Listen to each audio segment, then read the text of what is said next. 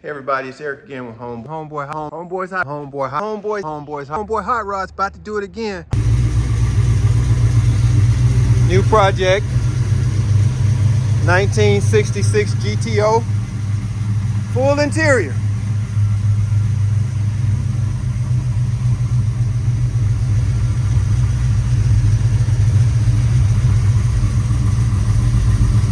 You see it. You see it now.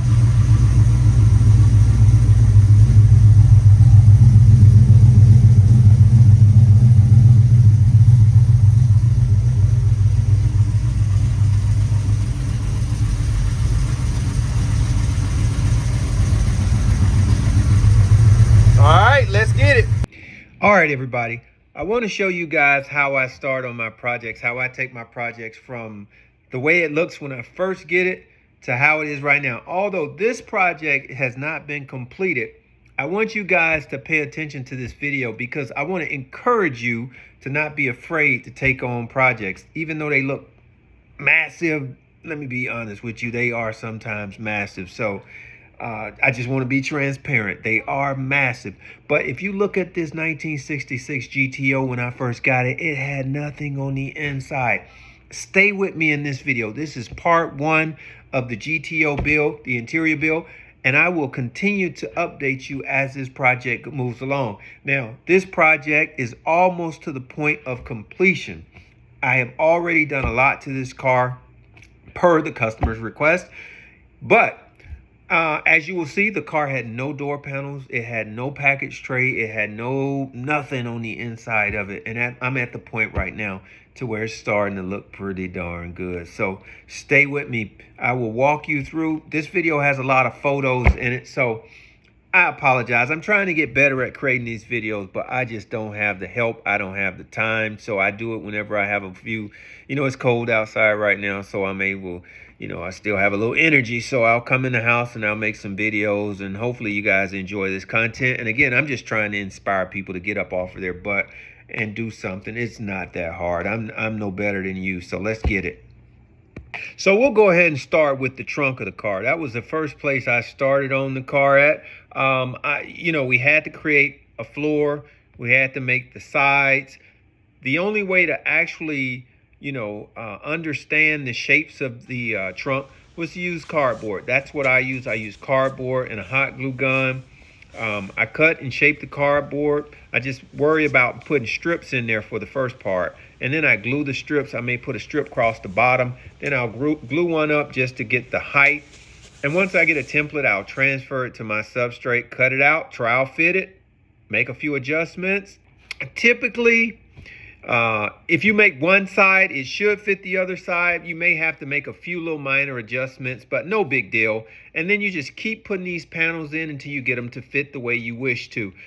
I chose to make the panels come out of the car a little bit easier for the owner in case he needed to replace, go inside and access anything behind the panels. I wanted the panels to remove and pop back in perfectly. So I made the panels so that they do so. So pay attention to this video. The holes in the panels will have some extra material behind them. I know the owner wanted the diamond stitching, so that will be the last thing that I do, and then I will put it from the back side to fill in the holes that you see. All right, so hopefully you guys understood what I was talking about the trunk. So now we'll move on to the door panels. Again, the car did not have any door panels. The owner did bring me back the original cardboard panels that were in the car. They were not in great shape, but it did allow me a head start on trying to figure out where the window cranks went, the circles for the window cranks, and any additional application holes that were pre-drilled in the panel. So follow along as I show you how I created the door panels. Same substrate, PVC. I don't have any idea as to how the door panels are going to look. I don't. I just try my best to be as creative as I can. And you'll see this particular door panel was designed with a lot of details. So it's I wanted to layer the door panels, have the door panels looking a little bit more than just 2D. I wanted to try to get them as built out in 3D as possible with different shapes, different designs, different heights on the panels and so forth. And then as you see on the armrest, a lot of people that have come by my house see these armrests and they say, did you make these armrests? But it is just stacked PVC. You know, you get it to a certain height. You understand what height it is that you were looking for. You get it to that height, and then you take it under your saw. You shape it, and then you take your grinder, and then you just grind it and give it the roundness, the shapes, the edges that you wish. The hardest part about this is creating brackets for it, trying to understand how will I attach these to the door. The biggest objective is to not have any screws shown. I know for me that is, but sometimes it's impossible.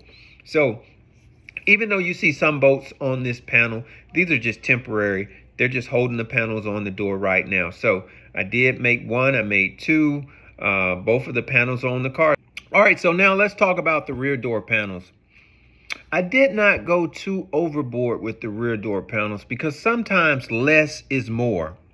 So since the car is looking pretty good, I don't want to like overdo it. I know I'm a talented guy. I know I can pretty much do whatever I wish to do, but every project is just, in my opinion, is not a platform to show every talent that you have. Sometimes you got to throttle it back. So I went pretty simple on the back door panels, as you see right here. I have not completed everything with the package tray right now. The 6x9s will be mounted from underneath and will play up through the package tray. But I did create a PVC package tray for the car. Again, it did not have a package tray in there. So now you see what that package tray is looking like. And again, I used cardboard to create the template, transferred the template to the PVC substrate.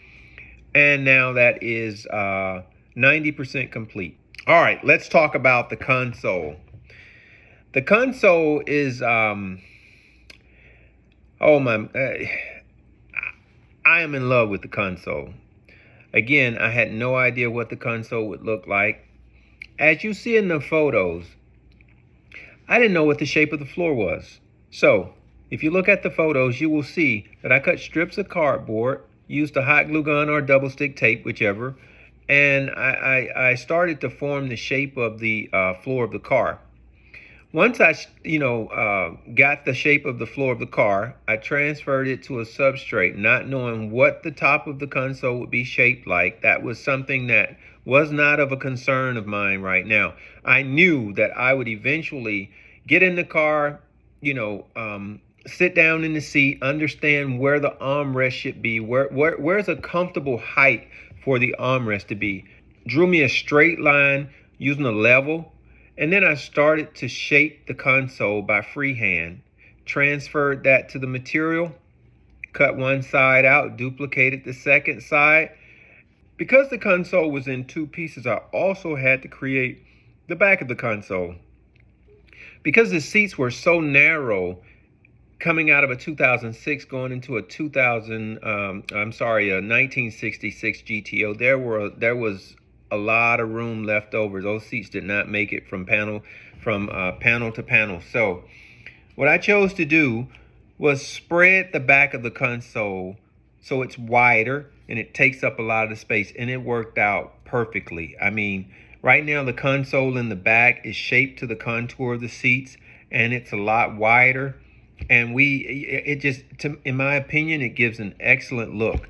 So everything fits nice and snug. The back part of the console fits directly into the front part of the console. And then if you look at the front console, I had no idea. All I knew was that I needed cup holders, I needed a radio in there, and I need for a shifter to fit down in there. So I used tape as a baseline. I drew with a permanent marker, Sharpie, just to give me an idea of what that console would look like. And if you follow along, and I'll try to narrate some of the things that I was doing, I captured this video on my Ring camera. So you can see as I, took the console out of the car, all I had was the sides. I had no top on the console. From that point, I measured off some PVC. I cut the PVC to the widest point of the console. Then I used my heat gun to help form and shape to the console, screwing each piece down as I formed it so that it would take shape and not move around on the top of the console. Again, this is a fragile piece right now. It doesn't have all the sides, so it's just, very brittle right now. But once that was done, I trimmed it out, stapled, as you see me with my Milwaukee stapler. I'm stapling the console top to the actual sides of the console. You will notice there's no radio hole in the console, there's no console hole, there's no shifter hole. All that comes later on in the video. Now it was time to design the side panels. That's where you see all of the squares going down the side of the console. So I traced out, gave myself an equal border all the way around the piece, and then I started to freehand where the squares should be. What do I think they should look like? May change it once or twice until you find that look that you were desiring. And then I cut that out with a router. I had both pieces double taped together so that I can cut one time and get the same exact shape on both pieces. Transferred it over to my router so that I can get the type of edge that I wish to have on those pieces. And this is where we are right now. Voila. I went over to the laser to design the top piece that surrounds the cup holders and the shifter. So that is where this video ends. That's where I am right now. I will keep you updated with video part 2 and part 3. I hope you enjoyed this video. If you have not subscribed to me, make sure you do so. Homeboys Hot Rods on YouTube. If you don't see my picture, it's not me. It's a counterfeit. So, Homeboys Hot Rods. See you later.